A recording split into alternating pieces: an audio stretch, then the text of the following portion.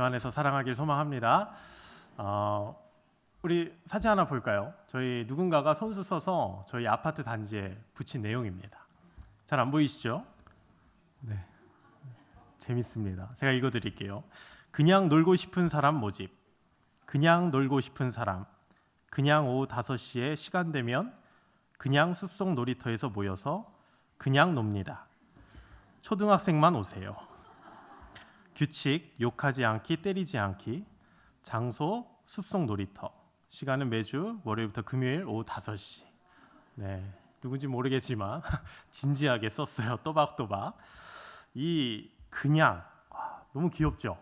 네, 그냥 놀 사람 모집. 참 귀여운데 나이가 들수록 이 그냥이란 말을 잘 못 쓰겠습니다. 네.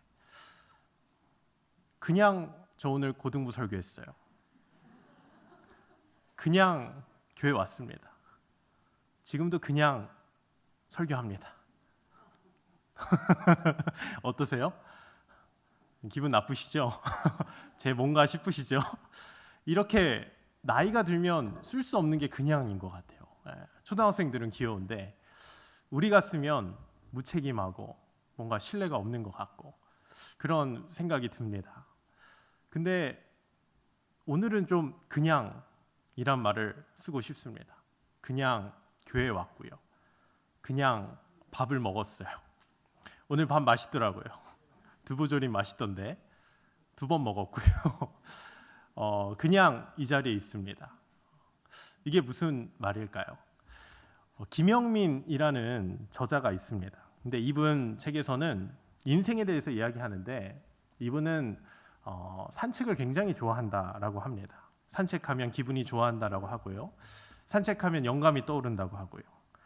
또 산책을 하면 햇살을 맞으면서 걷다 보면 자연스럽게 내 심장과 폐가 활성화가 되고요. 자연스럽게 핸드폰과 멀어지고 또 스트레스에서 해방된다고 합니다. 그러나 우리 저자는 운동 때문에 산책하는 거 아니고요. 영감을 떠오르기 위해서 하는 것도 아니고요. 핸드폰과 멀어지려고 산책을 하는 것도 아니라고 합니다. 그냥 산책을 하는 거라고 하죠. 이분이 가장 싫어하는 게 산책하러 나갈 때 뭘 시키는 거라고 합니다. 어차피 나갈 거 음식물 쓰레기 버리고 와. 어차피 나갈 거 저녁거리 사와. 이런 말이 제일 싫대요. 왜냐하면 그렇게 나가면, 그렇게 산책하면 더 이상 그냥 산책하는 것이 아니기 때문이라 말합니다. 산책하러 가는 김에 저녁거리 사오면 효율적이죠. 좋죠. 편하죠. 시간을 잘 활용할 수 있습니다. 그러나 그렇게 나가면 산책에 집중을 할 수가 없는 거죠. 가게는 어디를 들려야 될지, 야채는 어떤 게 더 신선한지, 오늘 저녁은 뭘 먹어야 될지 고민하면서 걷다 보면 산책을 충분히 즐길 수가 없다라는 겁니다. 여러분 무슨 말인지 아시겠습니까? 이분에게 산책은 목적이 없는 겁니다. 일이 아닌 거죠. 나간 김에 효율적이지만 그 산책은 그에게는 그냥 산책을 하는 겁니다. 우리에게 삶의 목적은 참으로 중요합니다. 목적이 없으면 우리의 삶은 도시 없는 배와 같죠. 물 흐르듯이 살아가는 것, 이것은 잘못된 인생 맞습니다. 여기 고등부는 별로 많지 않지만 이전 교회에서 수험생들을 대할 때 답답한 적이 많이 있었습니다. 어느 친구는 정말 아무 생각이 없는 거예요. 어디를 가야 될지도 모르고 뭐 대학은커녕 자신의 그런 진로에 대해서 고민을 안 해본 겁니다. 그래서 수시를 어떻게 써야 되는지도 모르고 뭐 어디를 가야 되는지도 모르고 심지어 어떤 친구는 이제 UA라는 그런 수시 원서 사이트가 있거든요. 근데 그 UA란 말을 처음 들어보는 거예요. 뭐 유튜브요? 막 이렇게 말하는 애도 진짜 있었습니다. 너무 놀래가지고 그러면 저는 답답해서 하나부터 10까지 막 알려줍니다. 너 가야 된다. 너 그래도 어디든 가라. 하나부터 10까지 알려줘요. 근데 한계가 있습니다. 왜냐하면 본인이 의지가 없기 때문이에요. 의지가 없으면 쉽게 포기합니다. 또 목표가 없으면 쉽게 포기하게 돼요. 그러면 옆에 있는 사람은 굉장히 답답합니다. 결국 본인은 의지가 없고 목표가 없으니 포기하게 되고 옆 사람은 애가 타게 되죠. 답답해서 옆 사람이 억지로 막 멱살을 잡고 끌고 가도 결국은 그 친구는 대학에 가지 못하더라고요. 이런 시행착오를 겪으니까 결국 그 학생에게 가장 필요한 것은 대학이 아니구나라는 걸 느꼈습니다. 그렇게 중요하지 않다. 저는 혼자서 답답해서 막 이것저것 알려주고 뭐라도 해야 된다 했지만 본인이 깨닫지 않으면 의미가 없는 거죠. 그 학생에게 필요한 것은 대학이 아니라 사랑과 인내였습니다. 저는 그 학생을 목적 없이 기다려주는 거고 사랑해주면 되는 거였습니다. 그러면 시간이 좀 지나더라도 걸려도 알아서 돌아온다라는 거죠. 조금 늦을 수 있지만 어느 시간이 지나면 정상 궤도로 돌아온다는 겁니다. 여러분, 우리 인생에서 목적은 참 중요합니다. 단기적이든 장기적이든 목표를 세우고 목적을 이루는 것은 참 중요한데 목적이 없어야 되는 경우도 분명히 있다라는 겁니다. 바로 사랑이라는 거죠. 사랑은 목적이 없어야 됩니다. 사랑에 목적이 들어가는 순간 그것은 이기적인 사랑이 되어버리고 맙니다. 잘못된 목적이 있는 사랑은 그 상대방을 죽일 수도 있는 거죠. 무언가 받아내려고 하는 사랑 아니면 어쩌면 어느 위치까지 끌어올리려고 그 목적을 위해서 사랑을 하면 이러한 목적 있는 사랑은 그 상대방을 해칠 수 있는 아름다운 칼이 될 수도 있는 겁니다. 우리는 사랑 앞에서 그냥 사랑할 줄 알아야 됩니다. 그냥이 필요하다는 거죠. 이 그냥 사랑하는 것은 무책임한 것이 아닙니다. 이것만큼 아름다운 것도 없는 겁니다. 우리가 그냥 사랑하길 소망합니다. 그냥 서로를 받아주고 우리가 인내하고 서로 사랑하길 소망합니다. 목적 없이 사랑할 때에, 목적 없이 상대방을 대할 때에 그 가운데 진정한 사랑이 있을 줄 믿습니다. 상대방을 대할 때 내가 저 사람에게 잘하는 이유와 목적이 있다면 그것은 문제가 있는 거죠. 누군가한테 잘 보이려고 하는 사랑, 그렇게 사랑하는 척, 이런 것들은 잘못된 사랑이라는 거죠. 저 사람에게 무언가를 얻기 위해서 사랑하는 척하는 건 이거는 가식적이고 위선적인 사랑이라는 거죠.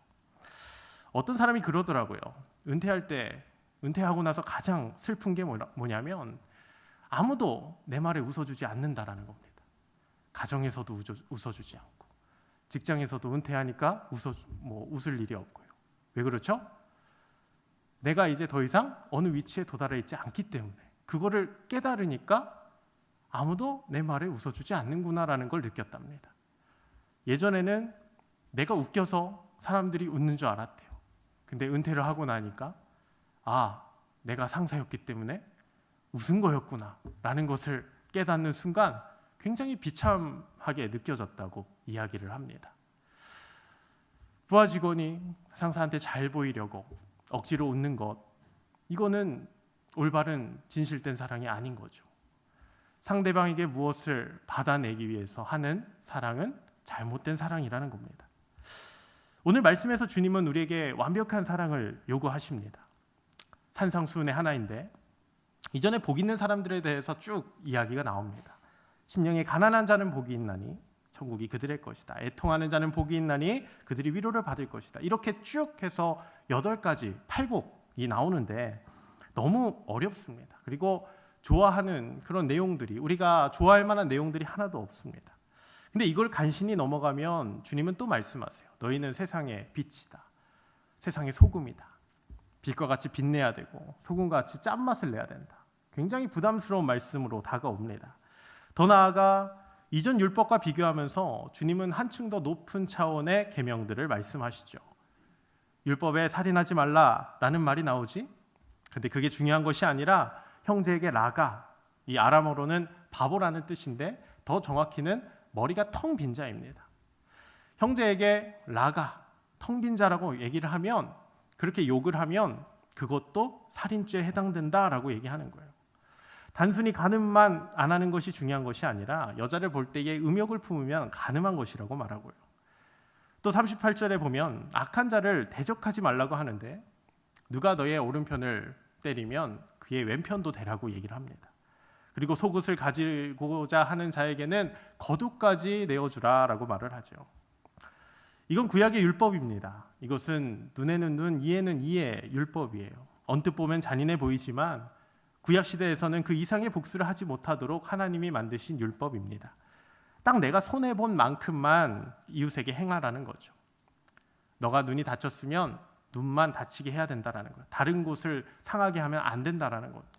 우리는 흔히 복수하면 더 크게 손해를 끼치려고 하지만 그렇게 하지 말고 너가 손해 받은 만큼만 그 상대방에게 해야라는 거죠. 그거를 하기 위한 지정법인데 오늘은 주님이 그 이상의 말씀을 하고 계신 겁니다. 한마디로 너가 손해를 보라는 겁니다.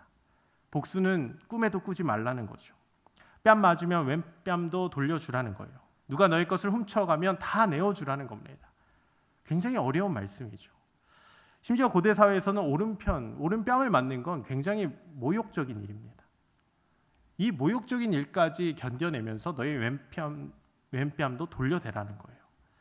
심지어 그 당시에 가난한 자들은 속옷과 겉옷 한 벌씩밖에 없었습니다. 극빈자들은 정말 속옷 한 벌, 겉옷 한 벌만 가지고 생활을 했는데 속옷과 겉옷이 그들의 전 재산이라는 거죠.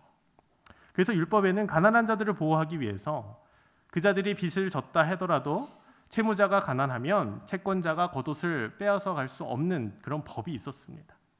그만큼 겉옷은 극빈자에게는 밤에는 덥고 잘 유일한 덤요고 그리고 그 사람의 생명과 같은 것이었습니다.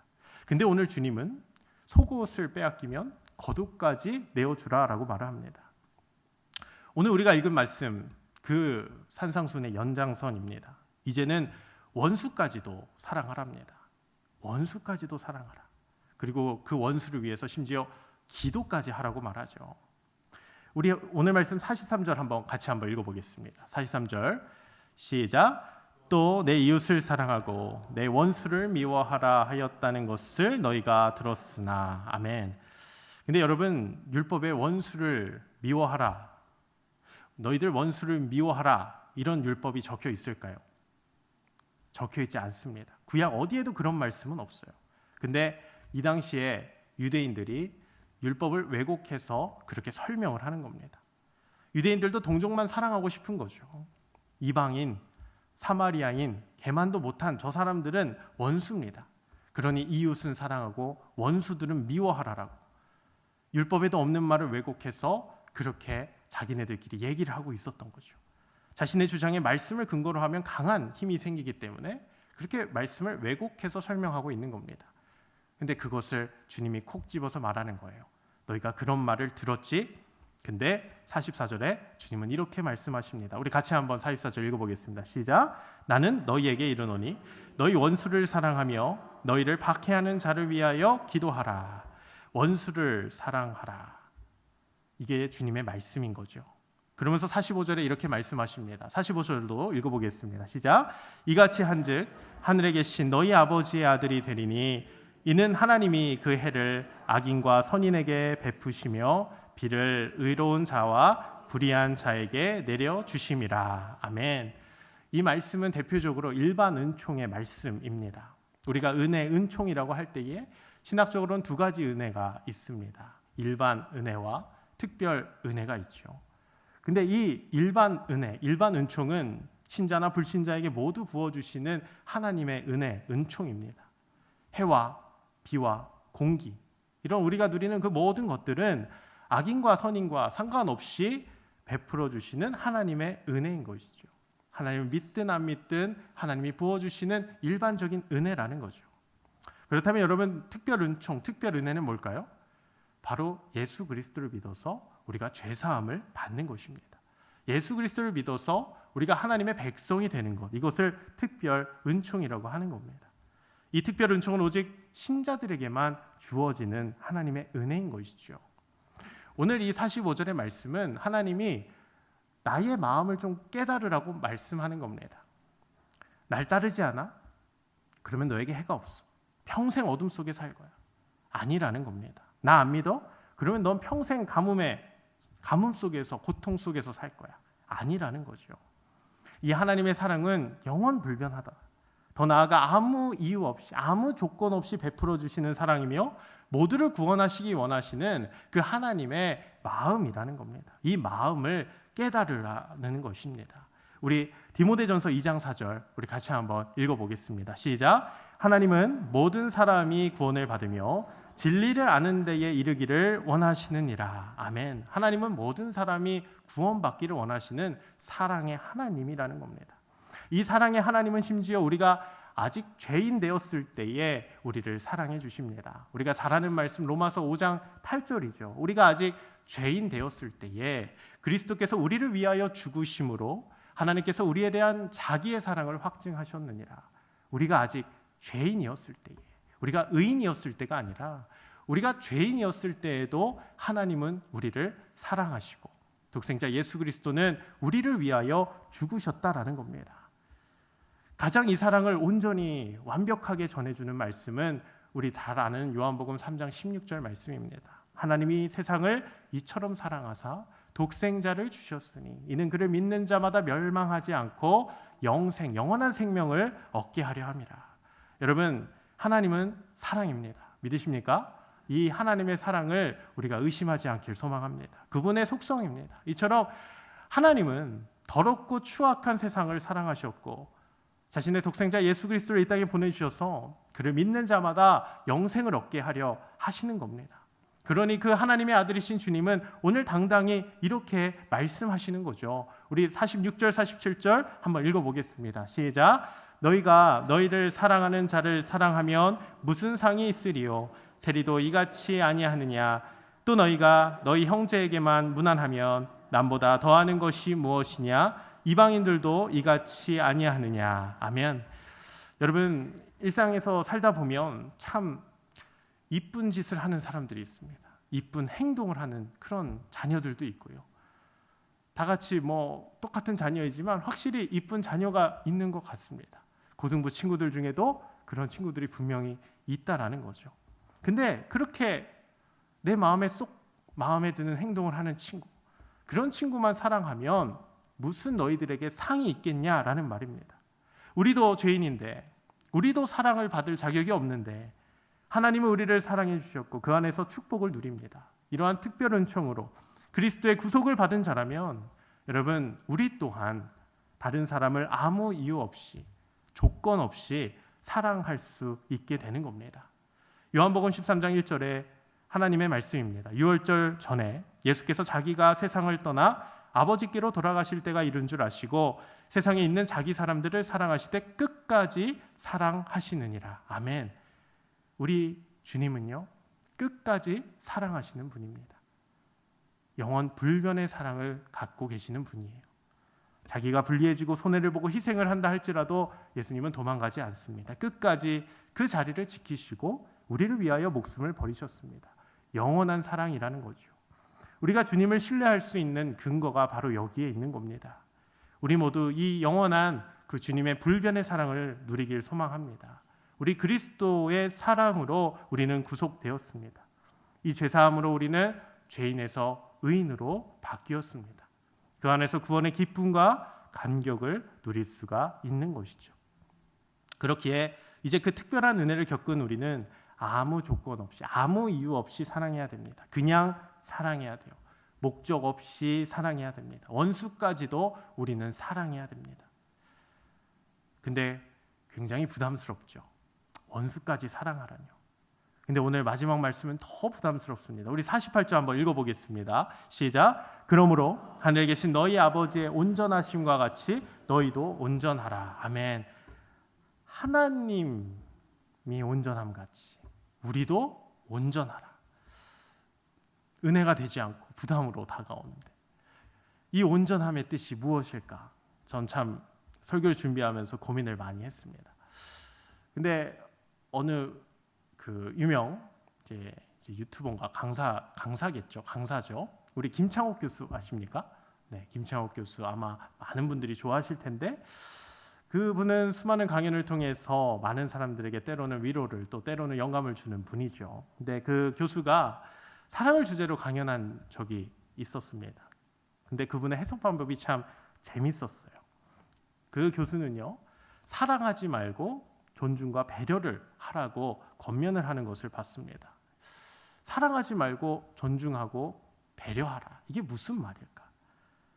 김창옥 교수가 녹화 강연을 위해서 무대에 올라가기 전에 PD님이 항상 교수에게 하는 말씀이 있다고 합니다. 바로 T존에서 말씀해 주세요라고 합니다. T존, 알파벳 T존. 무대 바닥을 보면 희색 테이프로 작게 T자 모양이 표시되어 있다고 합니다. 그래서 그곳에서 말을 해야 조명이 잘 떨어지고 화면에 잘 나온다는 거죠. 교수가 말을 할 때 좀 흥분해서 앞으로 가면 조명을 너무 많이 받아서 화면에 얼굴이 하얗게 나오고, 또 너무 뒤로 가면 조명을 못 받아서 어둡게 나온다는 겁니다. 그래서 PD님이 항상 자신에게 하는 말씀, T존에서 말씀해 주십시오.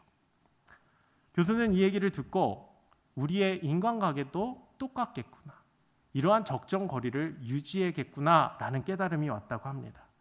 이 적정 거리를 우리 인간관계에서 유지하지 않으면 서로 불편해진다는 거죠. 부담스러워진다라고 합니다. 사랑한다고 하는데 오히려 상대방에게는 짐처럼 여겨지는 그런 아이러니한 상황이 벌어진다라는 거죠. 이런 아이러니한 상황이 벌어지는 그런 관계가 누굴까요? 바로 부모와 자식 간의 관계입니다. 부모는 조금은 잘 되길 바라는 마음으로 하는 소리가 자식에게는 잔소리와 간섭으로 느껴질 때가 많다라는 거죠. 가족이라는 이름으로 얼마나 많은 갈등을 일으키고 있습니까? 김창욱 교수는 이러한 갈등을 피하기 위해서는 서로 아껴주고 사랑을 표현하기보다는 대신에 존중과 배려를 갖추자고 이야기하는 겁니다. 그래서 사랑하지 말고 존중과 배려를 길러야 된다라고 교수가 말을 했습니다. 우리도 이러한 존중과 배려가 가족 안에 있게 된다면 밖에서도 우린 다른 사람들을 존중하고 배려할 수 있지 않을까요? 주님은 우리를 사랑하셔서 희생하셨습니다. 그런데 그 희생이 자기 중심적인 희생이 아니었습니다. 자기 중심적인 사랑이 아니었습니다. 우리도 다른 사람을 위해서 희생한다고 말을 합니다. 그러나 이러한 희생이 어쩌면 나의 만족을 위해서는 아닐지, 나의 만족을 위한 희생이 아닐지 한번 돌아봐야 됩니다. 만약 자기 중심적인 사랑이라면 그것은 더 이상 진정한 사랑이 될 수 없을지도 모릅니다. 그래서 우리는 그냥 사랑하길 원합니다. 아무 조건 없이 사랑하길 원합니다. 무엇보다 상대방을 위한 사랑을 하길 소망합니다. 이건 상당히 어렵고 인내의 시간입니다. 당장 사랑을 표현하고 싶어도 조금은 떨어져서 그 사랑을 절제하는 것, 이것 또한 사랑이라 생각합니다. 아무 조건 없이, 아무 목적 없이 그냥 사랑하시고 존중과 배려를 통해 귀한 하나님의 사랑을 전하기를 주님의 이름으로 축복합니다. 박완서의 사랑을 무게로 안 느끼게라는 책이 있습니다. 상대방을 사랑한답시고 그 사랑의 무게를 상대방에게 짊어지게 하는 것, 이것은 잘못된 사랑이라는 거죠.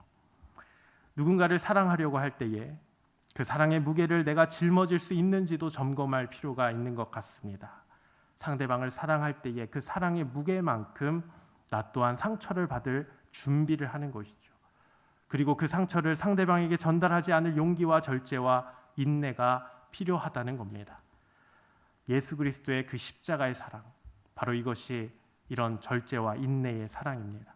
누군가를 위해 목숨을 바친다는 것, 여러분 너무 불편하고 너무 부담스럽습니다. 처음부터는 너무 어렵습니다. 오늘 말씀에서 원수를 사랑하라뇨.